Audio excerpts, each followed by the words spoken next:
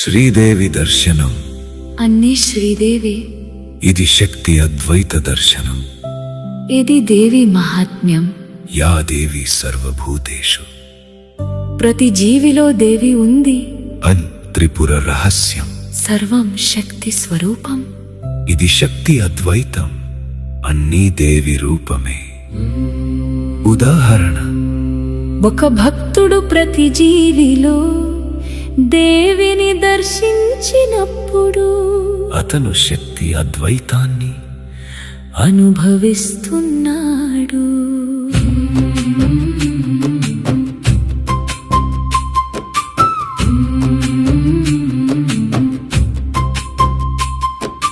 నేనే దేవిని, ఇది అహం దేవి స్థితి. చాలా ఉన్నత స్థాయి అయినా ఇంకా ఒక నేను ఉంది. ఇది ద్వైతం నుండి అద్వైతానికి మార్పు మధ్యస్థితి.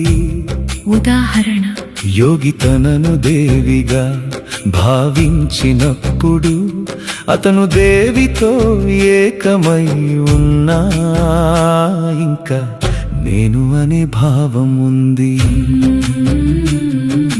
నేను ఆమె బిడ్డను. ఇది అత్యంత పవిత్రమైన స్థితి. రామకృష్ణ పరమహంస కాళిని తల్లిగా చూశారు, తనను బిడ్డగా భావించారు.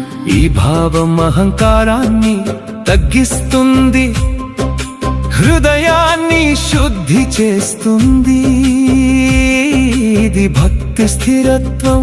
ఉదాహరణ: భక్తుడు తనను దేవి బిడ్డగా భావించినప్పుడు అతని హృదయం పవిత్రమవుతుంది. సాక్షి భావం. నేను సాక్షిని. ఇది చివరి పొర. చూసేవాడు చూసేది రెండూ ఉన్నాయి. ఇది కూడా ద్వైతమే.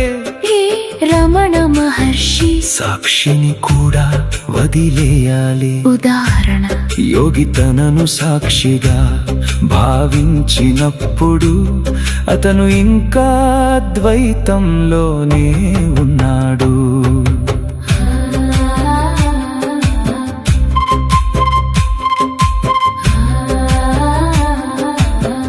ఋషుల అనుభవాలు. ఎవరు చూస్తున్నారు? నేను కూడా పోయాను. దేవి మాత్రమే ఉంది. ఉపనిషత్తులు. నేతి నేతి. ఇది కాదు, అది కాదు. చివరికి మాటలకి అందని స్థితి. ఉదాహరణ: ఋషులు తమ అనుభవాలను మాటలలో చెప్పలేకపోయారు, ఎందుకంటే అది మాటలకు అందని స్థితి. అంతిమ సత్యం దేవి కాదు, జ్యోతి కాదు, సాక్షి కాదు, అనుభవం కాదు. ఇవన్నింటికి ఆధారం ఆ మాండూక్య ఉపనిషత్తు. అద్వైతం. శాంతం శివం. ఇది పరమ సత్యం. ఉదాహరణ: యోగి అన్ని అనుభవాలను దాటి పరమ సత్యాన్ని అనుభవించినప్పుడు అతను మాటలకు అందని స్థితిలో ఉంటాడు. మీ స్థితి. మీరు ఉన్నది ఉన్నత సాక్షి స్థితి. శక్తి అవగాహన. భక్తి సమన్వయం. ఇది చాలా ఉన్నతమైనది, కానీ ఇంకా సూక్ష్మ తెలుసుకోవడం ఉంది. మీరు అనుభవిస్తున్నది ఉన్నత స్థితి అయినా ఇంకా తెలుసుకోవడం ఉంది. మార్గదర్శనం ఏమీ చేయకండి, స్థితిని పట్టుకోకండి, సహజంగా ఉండండి. ఏది వస్తే అది అనుమతించండి.